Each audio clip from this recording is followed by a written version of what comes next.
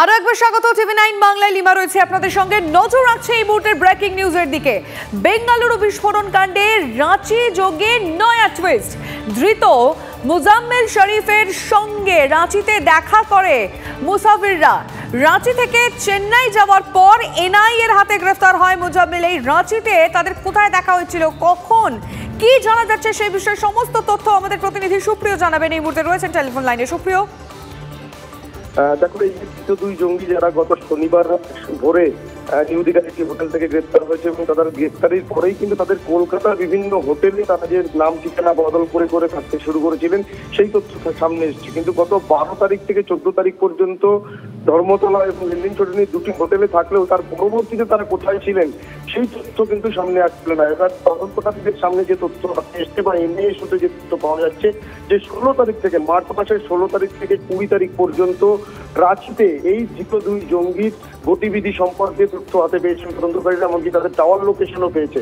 তার পাশাপাশি আরো যে জিজ্ঞাসাবাদ করে গোয়েন্দারা যেটা জানতে পেরেছেন যে রাঁচিতে যাওয়ার পর মুজাম্মেল শরীফ নামে আরো একজন সহযোগী জঙ্গি তার সঙ্গে দেখা করেছিলেন এই দুই জঙ্গি, এবং সেখান থেকে মুজাম্মেলের কাছ থেকে তারা টাকা এবং বেশ কিছু সিম কার্ড নিয়েছিলেন। রাঁচি থেকে যখন মুজাম্মেল শরীফ তিনি চেন্নাইতে ফেরেন, তারপরেই কিন্তু গোয়েন্দাদের হাতে ধরা পড়ে মুজাম্মেল এবং তাকে জিজ্ঞাসাবাদ করে এই যে তাদের যে দেখা করার বিষয় এবং তাদেরকে যে লজিস্টিক সাপোর্ট দিয়েছিল মুজাম্মেল সেই সংক্রান্ত তথ্য যেমন জানতে পারে, এবং তার পাশাপাশি বেশ কিছু নাম্বার যেগুলো মুজাম্মেল এই দুজনকে প্রোভাইড করেছিল সেই নাম্বার সংক্রান্ত তথ্য, এমনকি সিসিটিভি ফুটেজ দেখে এই দুজনকে চিহ্নিত করার তথ্য কিন্তু তদন্তকারীদের হাতে পৌঁছয়। এবং তারপরেই কিন্তু এদের গতিবিধির উপরে নজর রাখতে শুরু করে এনআইএ গোয়েন্দারা, এবং তার পরবর্তীতে আমরা যেটা দেখলাম যে নিউ দীঘার একটি হোটেল থেকে এদেরকে গ্রেপ্তার করা হয়েছে। তবে এই যে রাঁচিতে গিয়ে তারা কোথায় কোথায় ছিল, কাদের সাহায্যে ছিল, এই বিষয়গুলো কিন্তু তদন্তকারীরা খতিয়ে দেখছেন এবং কিভাবে তারা রাঁচিতে ছিলেন এবং রাঁচি থেকে কলকাতা। বুঝতে পারছি সুপ্রিয়, নজর রাখো আপাতত। ধন্যবাদ। বাংলা নিরাপদ নয়, সন্ত্রাসবাদীদের আতুর ঘরে পরিণত হয়েছে বাংলা, মন্তব্য করেছেন সুকান্ত মজুমদার। উগ্রপন্থীরা ঘুরে বেড়ালো গোটা পশ্চিমবঙ্গে।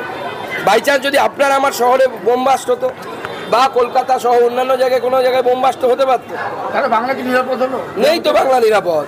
বাংলা সন্ত্রাসবাদীদের আতুর ঘরে পরিণত হয়েছে এবং মমতা ব্যানার্জির অনুপ্রেরণায় হচ্ছে সেটা। মমতা ব্যানার্জি চাইছে, কিন্তু বাঙালিদেরকে আমাদের সেই পুরনো অভ্যেস থেকে বেরিয়ে আসতে হবে। যতদিন না বাংলাদেশে ভিটে মাটি উচ্ছেদ হয়েছে ততদিন বাঙালি ভেবেছে না কিছু হবে না। এবার এখান থেকে ভিটে মাটি উচ্ছেদ হলে যাবেন কোথায়? বাঙালিকে বলবো এই বিষয়টি, এই প্রশ্নটি মাথায় ভাববেন। রাজনীতি শুধুই কি রাজার নীতি? রাজা উজিরের চোখে নয়, আপনার আমার চোখে সমাজের ছবি।